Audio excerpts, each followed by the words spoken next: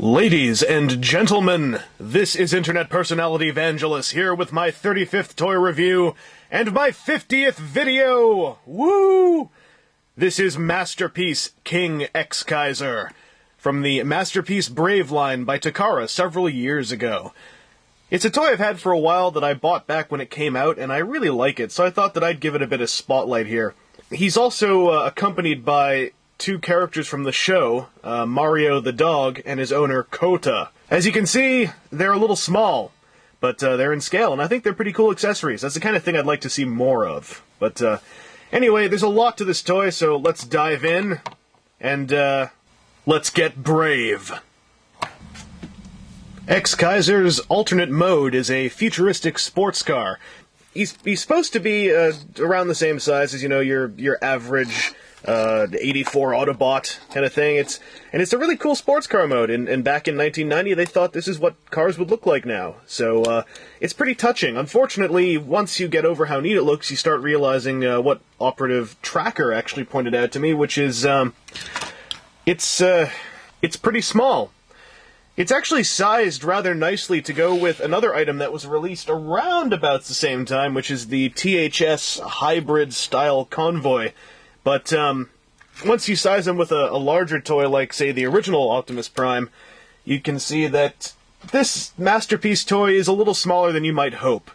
Yeah, I did warm up to it, though, over time, and it's really not a huge issue, especially once you get to the main bulk of the toy, which is the King Rotor, King Loader combination sort of thing. But the transformation on this thing is also pretty unique. It's different than the original toy in a few respects. Aside from the size, it's also a lot thinner. It has die-cast in here, which is pretty nice, but it also lacks several things I liked about the old Exkaiser toy. It's got much better proportions, don't get me wrong, but this whole deal with the chest where you try to pull it out doesn't work that well. And unlike the old toy, you can't flip that around to get the lion's head. You actually have to put in a completely different chest piece. But to spare you the sight of me fumbling with the chest pieces forever, I'll just skip over to say, Change Exkaiser! He looks a lot cooler on his display stand, doesn't he? By the way, he also has alternate hands. You can see a splayed open fist here, and his whole accessory spread's not that bad, given that he's a tiny little accessory of a toy. Although, really, you know, there's the age-old saying that the best, most wonderful things come in tiny, laughable, minuscule packages. What the hell's that supposed to mean? Oh, yeah, there was that one time with the Boy Scouts. I am pretty courageous. Anyway, getting back to the review, his hands aren't that hard to swap. Also, by the way, this lion's head can push in for vehicle mode, which means that the V-chest accessory it's entirely superfluous. It's just there for show accuracy, so that's kind of neat, but kind of disappointing at the same time. Swapping his hands isn't all that hard, but they're really, really tiny, so don't play with this toy near a shag carpet. Or, you know, you shouldn't really do a lot of things near a shag carpet. Actually, what the hell do you have a shag carpet for in this day and age? His posability's okay. He's got a ball-jointed torso, which is very nice, and a ball-jointed neck. A lot of ball joints, actually, and they haven't gotten too loose over time. His accessories, outside of his extra hands, he's got these projectile thingies, which you can just stick into the little slots on his wrists. He's got these little bird jets that he shoots out to bewilder the Geisters, and he's got these shuriken thingies. I'd tell you the actual names, but I keep forgetting them. Just, they tend to start with the word Kaiser, so it's probably like, Kaiser Star! Or something like that. As I said, though, this is really a bit of an accessory to the main meat of the toy, and that meat is called the King Loader Rotor, depending on how you Romanize your R/Ls. This is like a giant trailer that really links Exkaiser to his Transformers roots, in design terms. However, it's not very obviously functional for any purpose other than being a massive accessory. Interesting thing, for the trailer mode, you get this little peg, and this actually splits in half.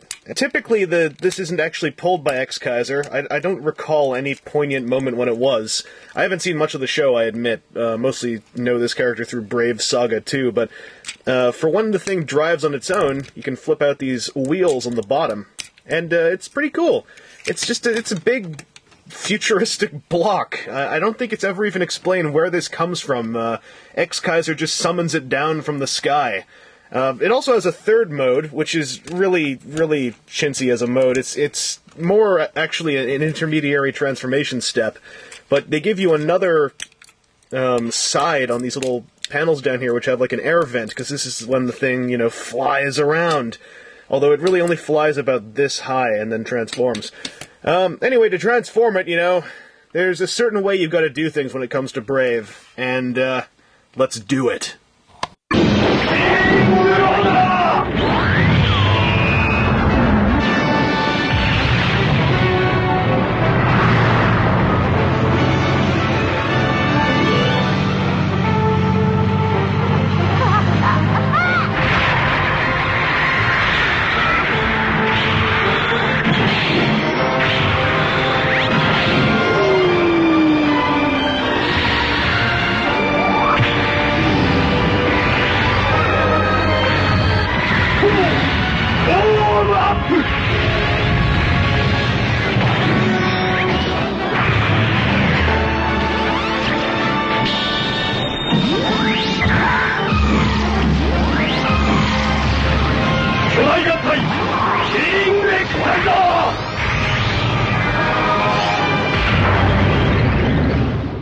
Like any good leader of a heroic robot troop, King Exkaiser can point at things quite heroically, and with conviction.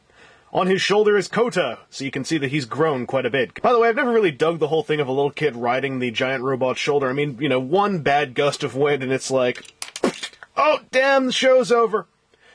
King Exkaiser, though, he's a very nice robot once you get him all assembled like this. Like the smaller Exkaiser, he's also got spare hands. In fact, aside from this one, those are all the same type of spare hands as the little Exkaiser has. He also has his own wrist-based projectile thingy, which you can just plug in here, so, he's like pointing at where it's going to go.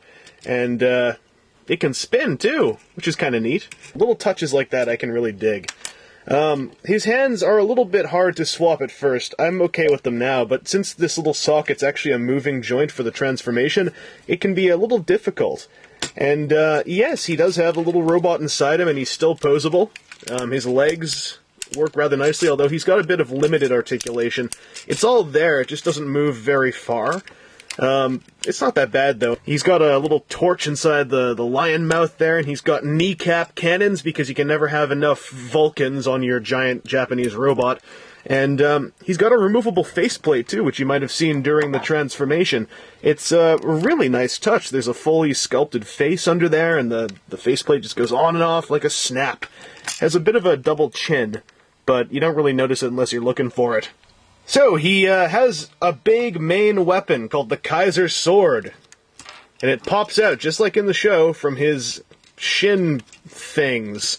Unlike the original toy, you actually get this in two pieces from both shin red protector thingamy-doos, and it connects together like this. You can line them up with the awesome outstretched hand to the camera thing. He catches the sword as it shoots up from his shin thingy-me-doo.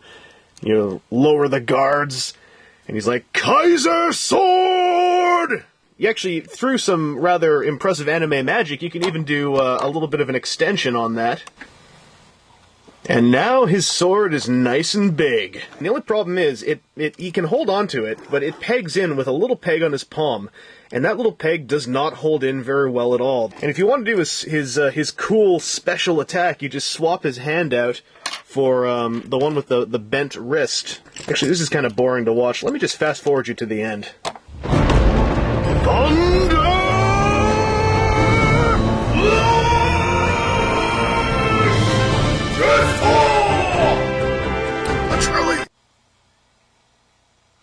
Overall, Masterpiece King Exkaiser is a fairly cool toy. He's loaded with neat gimmicks, and he's a pretty hefty deal. He's got quite a bit of diecast in him, actually.